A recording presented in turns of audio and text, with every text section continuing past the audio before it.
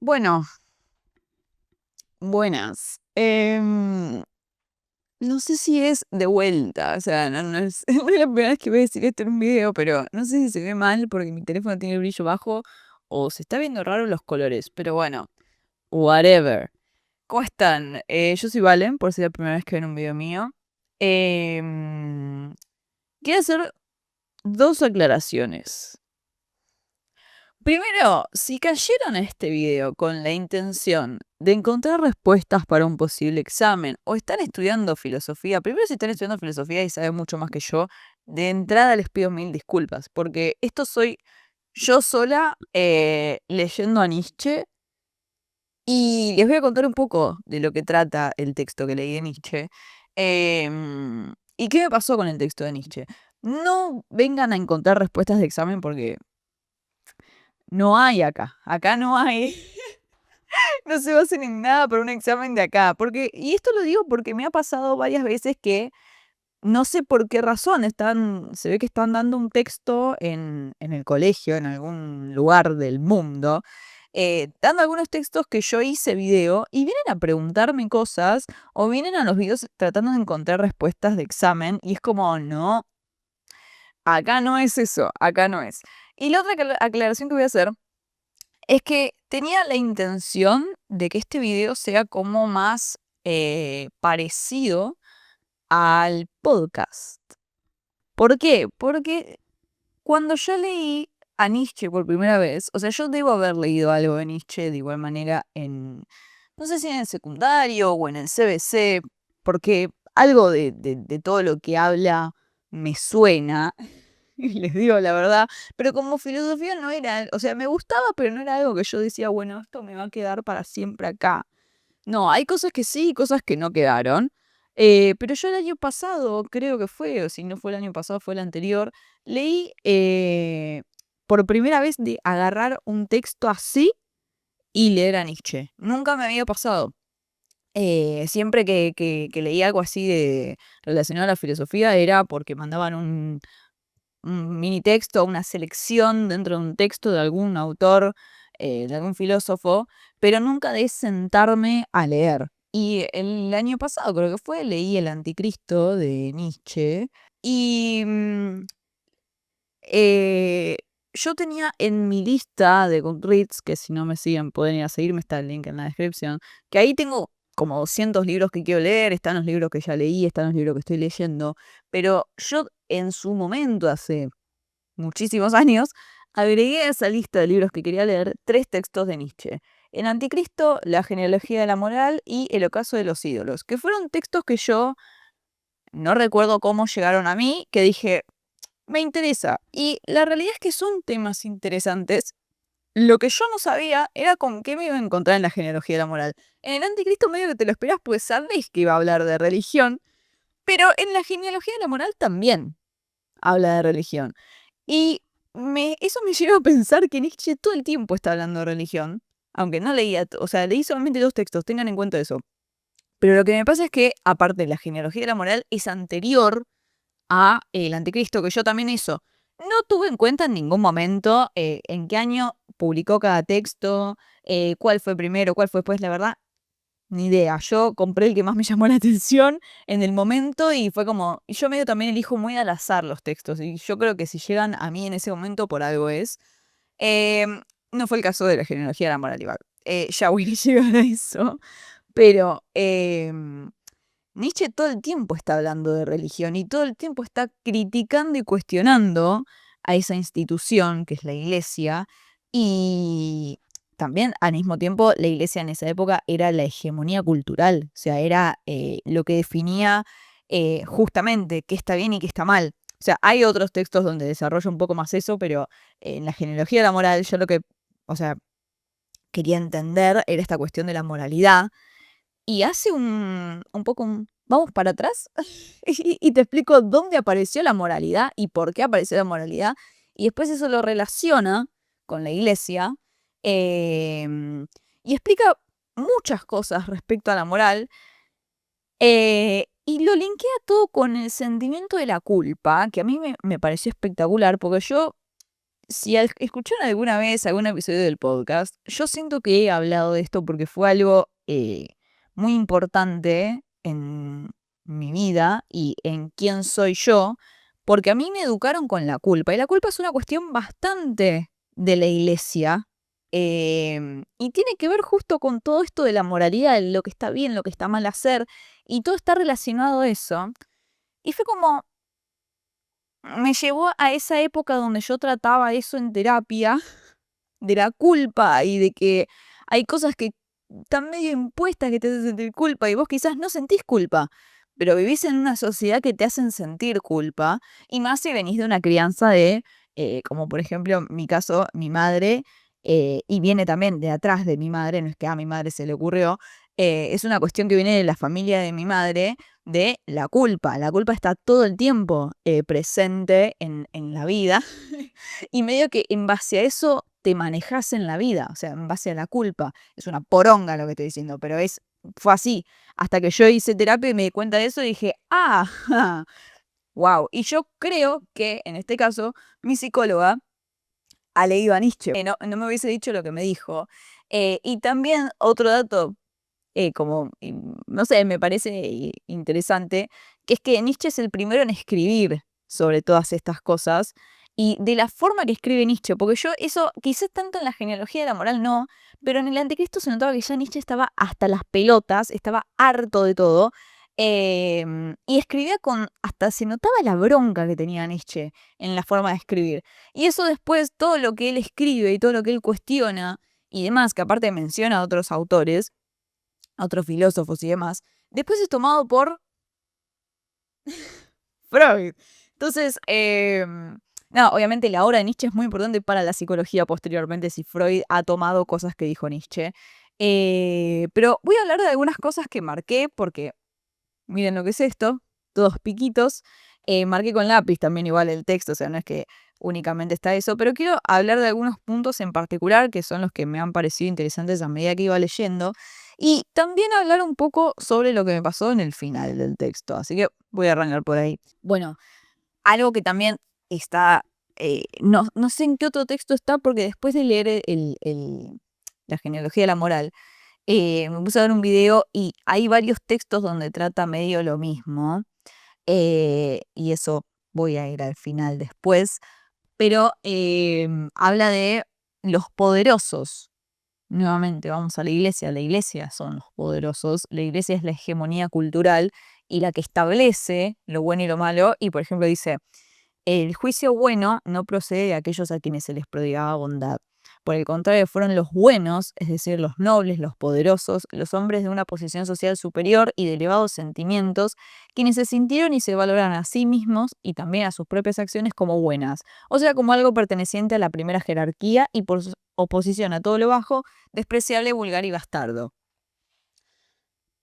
Básicamente, todo lo que está bien es lo que hace la gente poderosa y todo lo que hace el resto de la gente está mal. O sea, básicamente es un poco también, qué sé yo, hoy en día, o sea, para mí pasa un poco todo el tiempo lo mismo, pero digo, hoy en día también.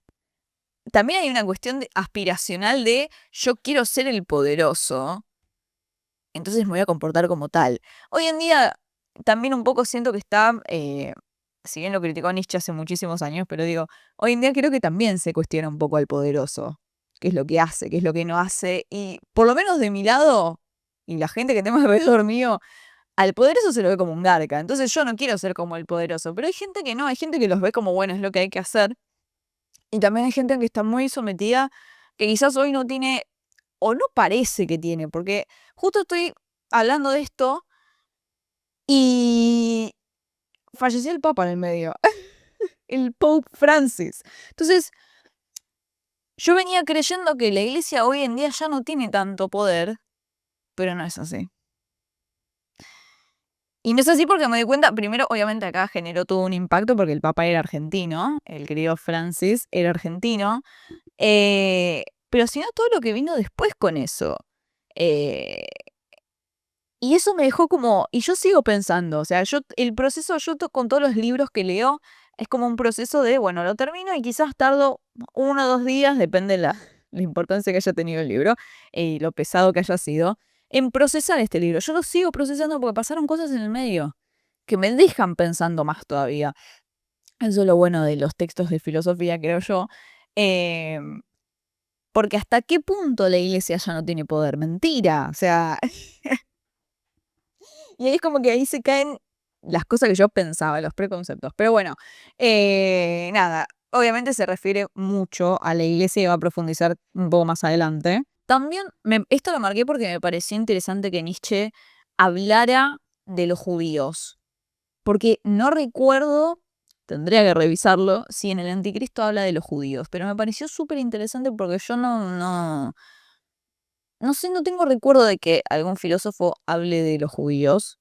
Entonces, dice, y en lo que concierne a esta iniciativa monstruosa y extremadamente nefasta, de esta declaración de guerra asumida por los judíos, y que es la más radical de todas, recuerdo lo que he escrito en otra ocasión, más allá del bien y el mal, que también es algo interesante de Nietzsche. Él es autorreferencial. Todo el tiempo está mencionando lo que escribí acá, vayan a leerlo. Es como yo en un video, pero, pero él en los libros, tipo, en sus textos. Lo dije más acá. O sea, vayan a leer este también. Es muy autorreferencial. Un poco lo quiero. Yo igual lo quiero. A Friedrich lo quiero mucho. Love you. Cuando expresaba allí que con los judíos comienza la rebelión de los esclavos en la moral. Esa rebelión que adjunta atrás de sí a una historia bimilenaria y que hoy nosotros ya hemos perdido de vista porque ha resultado vencedora. Lo marqué por eso, me pareció interesante que hable de los judíos, básicamente. Esto importantísimo, porque acá profundiza en esto que dije antes de la rebelión de la moral, que menciona él mismo, ¿no? Dice, la rebelión de los esclavos en la moral comienza cuando el resentimiento mismo que anida en ella se hace fuerza creadora y engendra valores. El resentimiento de aquellos seres a quienes les está prohibida la auténtica reacción, la reacción de la acción, y que solo puedan desquitarse por medio de una venganza imaginaria. Sigo, dice, para que la moral de los esclavos pueda surgir y constituirse, necesita siempre primero de un mundo opuesto y externo. Necesita, hablando fisiológicamente, de ciertos estímulos exteriores para poder actuar, porque su acción, en esencia, es reacción. Eh, y ahí, en ese momento, ¡pra! Vos decís, ¿qué mierda acabas de decir? Pero tiene que ver mucho con esto que estamos diciendo. O sea, lo dice también, creo, en otro texto, esto de que hay un sometimiento que tiene que ver, a ver, con esto de la moralidad, del bien, del mal, eh, y lo voy a llevar a mí, por ejemplo, para que se entienda, creo yo, me voy a usar de ejemplo para explicar y que se entienda. Uno acciona, por ejemplo, yo accionaba en base a la culpa. Tal cosa me genera culpa, entonces lo que yo iba a hacer no lo hago, o lo que yo quería hacer, que era, por ejemplo, no quiero ir a tal lugar, pero me genera culpa no ir, voy a terminar yendo. Esas cosas de manejarse en base a esto, que es esta cuestión de la moralidad y lo que opina el de afuera y demás, tiene que ver con no ser 100% yo, con suprimir mis deseos, con suprimir mis reacciones reales, sometimiento puro. Eso es lo que está diciendo acá. O sea, la cuestión de la moral y lo que está bien y lo que está mal es para someter a esa gente que tiene su reacción propia para que no sea como es, básicamente. Entonces, nada, en este caso, si estamos hablando de la iglesia, sometete a lo que quiere la iglesia. Y vos tenés que ser lo que dice la iglesia. Y no me importa si vos tenés una opinión distinta, si querés actuar de otra manera, te tenés que someter, porque es así el sistema, por ejemplo. Bueno, acá voy a poner una foto, no lo voy a leer porque es re largo, así que ahí va. Habla sobre la religión. Ahora sí, aparece Dios, aparece el justo, el que determina lo que está bien y lo que está mal. Entonces, nada, obviamente como él criticaba mucho esto, menciona a los ateos y qué pasa con esos, con ellos. Y eh, como que hoy en día yo creo que pasa lo mismo, pero porque hay una cuestión. La Iglesia Católica en general cambió mucho en estos años, pero algo que no cambió para nada y que encima yo estoy notando como que está siendo cada vez más grande y es terrible, es la Iglesia evangélica. Y la Iglesia evangélica es muy del señalamiento, más que la Iglesia católica, es terrible. Y son demasiado pero demasiado conservadores. Además de que tienen cosas un poco sectarias, un poco. Estoy siendo muy generosa, pero esta cuestión muy sectaria que tienen de la comunidad y que lo de afuera de la comunidad está mal. Es esto mismo, es lo que es lo que estoy leyendo. Nada, reflexiones. También, bueno, lo que marqué, no lo voy a poner, pero menciona a Dante, por ejemplo. eh, Nunca me sale el nombre del texto. Siempre que lo quiero mencionar acá en un video, nunca me sale el nombre del texto. Ay, ¿cómo se llamaba? La Divina Comedia. ¿Cómo me cuesta? Pero nada, lo relaciona con eso, el paraíso, la entrada y qué sé yo. Hay una frase, esa la voy a poner igual, que dice, sobre la puerta del paraíso cristiano y de su bienaventuranza eterna podría figurar en todo caso, y con más derecho, la inscripción, también a mí me creó el odio eterno. Yo, Friedrich, te amo. Él estaba muy enojado. Y después se enoja más. Eso es lo increíble. O sea, ¿por qué lo hicieron enojar tanto a él? ¿Por qué realmente? ¿Por qué? Bueno, acá, más adelante algo que marqué tiene que ver. eh, Justo encima también, no lo marqué esto, pero arriba menciona a Don Quijote. Lo que tiene la genealogía de la moral es que menciona literatura. Don Quijote, Dante, creo que más adelante lo marqué y menciona a otros autores también. Y es como. Ajá. Son esas cositas de Nietzsche que me dejaron pensando. Pero bueno, marqué esto que dice, que habla sobre el dolor y la pena. Dice, ver sufrir produce bienestar. Hacer sufrir, más bienestar todavía. Esta es una tesis dura, pero es un axioma antiguo, poderoso, humano, demasiado humano, que, por lo demás, acaso suscribirían ya los monos. Ya que se cuenta que en la invención de extrañas crueldades anuncian ya en gran medida al hombre y, por así decirlo, lo preludian. Sin crueldad no hay fiesta. Así lo enseña la más antigua, la más larga historia del hombre. Y también en la pena hay muchos elementos festivos. Para que piensen, nada más. Esto no lo voy a leer todo, voy a leer únicamente lo que marqué. Voy a poner foto igual para que lo puedan leer. Pero habla de expulsar del mundo y negar el sufrimiento oculto. Y acá habla de la religión, pura y exclusivamente. Esto de justificar el mal. Esto de, voy a tomar un ejemplo. No, se le murió el bebé por un bien superior. Es como justificar las cosas negativas en nombre de Dios, para que, o sea, en el sentido de que el ser humano hay cosas que le generan tanto dolor que no las puede comprender y busca un refugio en la religión, ¿no? Esto creo que lo he hablado, creo que lo menciona en el Anticristo también, porque me suena mucho, pero es así, si uno se pone a hablar, porque hoy en día pasa también, se pone a hablar con gente, normalmente la gente termina en la iglesia que quieran por dolor, porque es un dolor, una pena que no toleran y necesitan entenderla y necesitan en cierto modo una justificación a lo que están pasando, sufriendo, padeciendo. Entonces, en ese lugar encuentran una justificación y es como, es por un bien superior. No lo sé el bien superior, porque no hay una explicación. Nadie te va a ir a decir, no, sí, porque Dios hizo esto, esto y esto para que a vos te pase esto, esto y esto.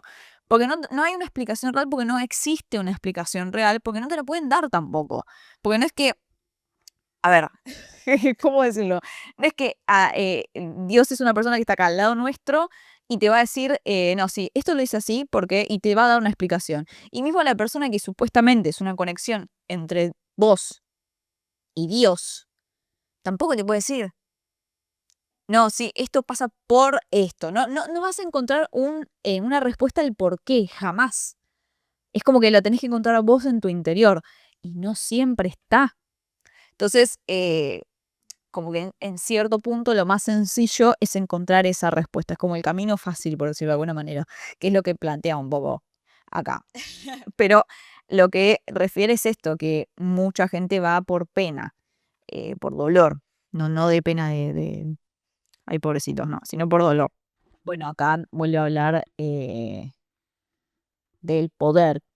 Y dice, el hecho de que la inserción de una población no sujeta hasta entonces a formas ni a inhibiciones en una forma rigurosa, iniciada con un acto de violencia, fue llevada hasta su final exclusivamente con puros actos de violencia. Y el Estado, que lo pone con mayúscula, más antiguo apareció, en consecuencia, como una horrible tiranía, como una maquinaria trituradora y desconsiderada, y continuó trabajando de ese modo hasta que aquella materia bruta, hecha de pueblo y de semi-animal, no solo acabó por quedar bien amasada y maleable, sino por tener también una forma. Y define a qué se refiere con Estado. Y dice, a una horda cualquiera de rubios animales de presa, una raza de conquistadores y de señores que organizados para la guerra y dotados de la fuerza para organizar, coloca sin escrúpulo alguno sus terribles zarpas sobre una población tal vez tremendamente superior en número, pero todavía informe, todavía errabunda. Eh, ¿Quién determina el poder? Bueno, de esto habla un poco Nietzsche. Y acá más adelante habla de lo que venía mencionando antes, dice, el sentimiento de tener una deuda con la divinidad no ha dejado de crecer durante muchos milenios, hoy en día también, haciéndolo en la misma proporción en que la tierra crecían y se elevaban a las alturas el concepto de Dios y el sentimiento de Dios. La deuda, la culpa, lo mismo, es lo mismo. Y esto me encantó. Acá ya él estaba harto. Y dice, ¿qué cosa ofende más hondamente? ¿Qué cosa divide más radicalmente que el hacer notar algo del rigor y de la elevación con que uno se trata a sí mismo? Y por otro lado, qué complaciente, qué afectuoso se muestra todo el mundo con nosotros tan pronto como hacemos lo que hace todo el mundo y nos dejamos llevar como todo el mundo. Para lograr aquel fin se necesitaría una especie de espíritus distintos de los que son probables en esta época, espíritus fortalecidos por guerras y victorias, a quienes la conquista, la aventura, el peligro e incluso el dolor se les hayan convertido en una necesidad imperiosa. Em,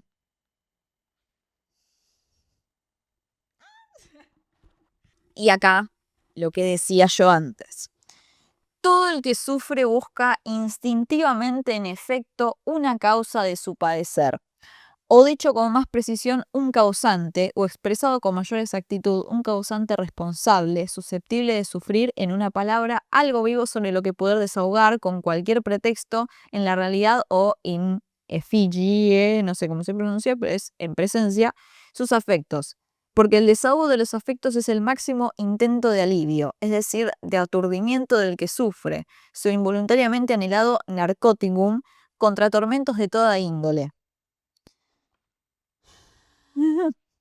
No, y sigue, perdón. Dice, del cristianismo sería lícito decir que es como una gran cámara del tesoro llena de ingeniosísimos medios de consuelo, linkado a lo que veníamos hablando. Tantas son las cosas confortantes, mitigadoras, narcotizantes que hay en él acumuladas, tantas son las cosas peligrosísimas y extraordinariamente temerarias que se han emprendido osadamente con este fin, tan grandes han sido su sutileza, su refinamiento, su el refinamiento para adivinar en especial con qué especie de afectos estimulantes se puede vencer, al menos por algún tiempo, la depresión profunda, el cansancio plomizo, la negra tristeza de los fisiológicamente impedidos. O sea, en otras palabras, la iglesia tiene todas las herramientas para calmar tu dolor. Y está bueno que utilice el término narcotizante, porque es ese efecto, es literalmente el efecto del narcótico. Si hay alguien que haya fumado alguna vez cigarrillo, eh,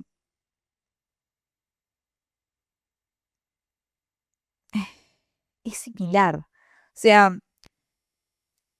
Obviamente, y aparte también es todo, porque te termina generando una dependencia, porque sin esa justificación, sin esa... em, ¿qué otra palabra utiliza? Porque todas las palabras que usa son espectaculares. Eh,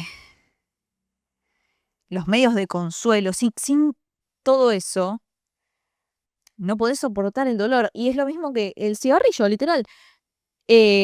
Toda esa, porque normalmente la gente que fuma es gente que padece de ansiedad. No podés vivir tu ansiedad sin el cigarrillo. Es como que esa droga que tiene el cigarrillo, calmante, ponele, te terminás haciendo dependiente de esa droga para poder vivir el día a día. Y acá es lo mismo. Sin ese consuelo, no puedo con mi dolor. ¿Me explico? O sea, espero que se esté entendiendo a lo que voy con todo esto. Esto no lo marqué, pero lo encontré justo de casualidad ya terminando el texto. No marqué nada más, pero lo voy a decir porque en esta edición, por lo menos en la página 162, arranca con nombres. Lord Byron, Thomas Moore, el doctor Wiener, Schopenhauer, no sé si lo pronuncié bien, el biógrafo de Beethoven. ¿Quién más? Richard Wagner. Habla de autobiografías. Acá, o sea, porque también quiero, esto lo voy a linkear con lo que yo pensé del final. Este ensayo está dividido en 3 partes. La última parte me pareció de más y ya Nietzsche estaba en cualquiera. Es la única, la única explicación que le encuentro. Ella estaba en cualquiera y empezó a escribir y dejó que fluya y escribió cualquier cosa. Y cosas que en mi lectura no eran importantes. O sea, para mí ahí se mezcló mucho y en un momento cuando ya está terminando dice, bueno, yo igual esto lo voy a tratar en otro texto. ¿Para qué lo pusiste acá? Porque no tiene nada que ver. O sea, se puso a hablar en un momento de los sacerdotes y cosas así que era como, bueno, ya mucho no está relacionado a lo que venías hablando y a las reflexiones a las que, o sea, a las conclusiones a las que habías llegado. Em, y ya no estaba aportando mucho al texto. Me pareció a mí. Es mi interpretación. Quizás hay alguien, algún filósofo, alguien que le encanta y dice, no, esto sí, bueno, justifícamelo, voy a leer el comentario. Pero digo, en mi caso en particular, fue como, no, acá te olvidaste que existe la síntesis, te olvidaste que se puede hacer más cortito algo, porque realmente no me aportó nada. Y digo esto porque desvaría completamente en el último, la última parte, porque empieza a mencionar todos estos autores que les dije, y habla de autobiografías, y vos decís, ¿qué tiene que ver con lo que veníamos hablando? O sea, te fuiste al carajo. Y hay momentos que le pasa eso, pero eso es porque claramente hay un fluir de él en la escritura, de bajar ahí todos los pensamientos y ta. Y claro, te vas. Pero porque es normal. Es, por ejemplo, es algo que está en la literatura, el fluir de conciencia y demás. Es como él pensando y escribe. Y escribe y también te das cuenta que hay un diálogo, te está hablando a vos cuando lo estás leyendo, que eso es lo interesante de Nietzsche, me parece. Eh, Además de la forma, que yo me río con Nietzsche, lo quiero mucho a Nietzsche, porque estaba sacado, estaba harto de todo. Y decía, ¿cómo no se dan cuenta la concha de su madre? Le faltaba poner eso. ¿Cómo no se dan cuenta, mierda? Este, y eso pasa creo yo, en toda su obra en general, porque en el Anticristo él ya estaba hinchado las pelotas. Entonces, nada, creo que el ocaso de los ídolos es incluso anterior a la genealogía de la moral. Yo, editora, lo confirmaré o no. Pero voy a leer ese es el último que me queda. No me interesa leer mucho más de esto, porque siento que se va a repetir. Se va a repetir. Más allá del bien y del mal, debe incluso profundizar en algunas cosas que no profundizó acá, que está relacionado, pero es como que, bueno, ya entendí tu punto, ya entendí tu punto. Y me parece interesante que todo relacione con la iglesia, todo está relacionado con eso. También, obviamente, hay una cuestión del contexto histórico donde se quería silenciar a la gente que salía un poco de la iglesia, los científicos y demás. eh, que salía de la hegemonía, ¿no? Que esto quiero decir. Entonces a él le rompían las pelotas. Yo creo que Nietzsche estaba hinchado de las pelotas. Esa es mi conclusión. Pero bueno, nada, ojalá con este video les den ganas de leer algo de Nietzsche. O sea, cualquier cosa, lean algo de Nietzsche. Yo leí esos dos. Voy a leer El ocaso de los ídolos, a ver de qué carajo habla ahí. Me voy a sorprender tanto cuando menciona la iglesia. Cuando menciona a Dios, me voy a sorprender mucho. Pero bueno, nada. Espero que les haya gustado este video. Coméntenme si leyeron esto o si leyeron otra cosa de Nietzsche. Nada. En la descripción están todos los links a mis redes sociales por si me quieren seguir en algún lado. Yo les recomiendo igual que me sigan en Goodreads, porque ahí hay de todo. Y aparte, chicos, tengo 200 libros en la lista para leer. Pueden sacar lo que quieran de ahí. O sea, y aparte hay de todo, de lo que quieran. O sea, busquen y van a encontrar un montón de cosas. Debe ser re interesante para alguien. O sea, también es eso. Yo el otro día estaba hablando con mi amiga.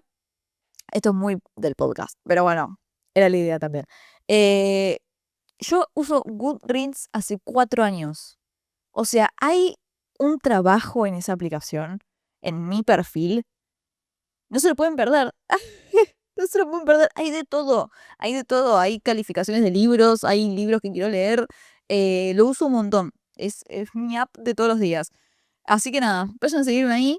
Y nada, volveré la semana que viene con otro video. Adiós.